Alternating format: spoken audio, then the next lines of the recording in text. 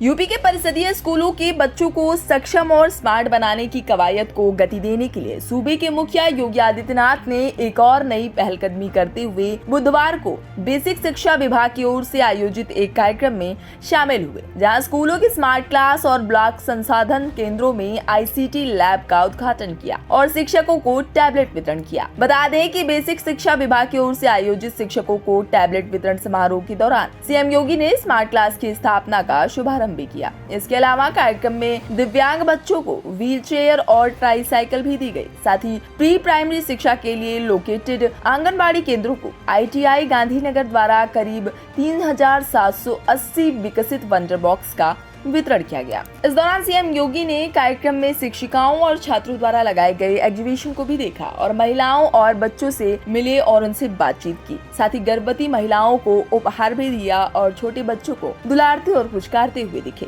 तो वहीं इस पूरे कार्यक्रम को संबोधित करते हुए सीएम योगी ने कहा कि उत्तर प्रदेश के स्कूलों में अब स्मार्ट क्लास की शुरुआत हो चुकी है। उत्तर प्रदेश के स्कूल एक नया आयाम स्थापित करने जा रहे हैं। उन्होंने कहा कि कोरोना काल में शिक्षा पर बड़ा संकट आया था, बिना परीक्षा के छात्रों को पास किया गया था। आज देश को स्मार्ट क्लास की जरूरत है और बेहतर शिक्षा के लिए केंद्र सरकार और राज्य सरकार कई योजनाओं पर कार्य कर रही है। बेसिक शिक्षा परिषद में नित्य नए परिवर्तन और समय के अनुरूप अपने आप को ढालने की जो एक नई सकारात्मक प्रवृत्ति पैदा हुई है, इसके लिए मैं आप सबका हृदय से अभिनंदन करते हुए आप सबको बधाई देता हूं। उदाहरण के माध्यम से, प्रयोगों के माध्यम से आसानी से बच्चों को अक्षर ज्ञान के साथ साथ भाषा की जानकारी भी उपलब्ध करवा सकते हैं, यह भी मैंने देखा। और अब इस कार्यक्रम के माध्यम से हम सब यहां पर देखे हैं कि आज गोरखपुर मंडल के जो 64 विकास खंड हैं, इनमें 64 आईसीटी लैब्स,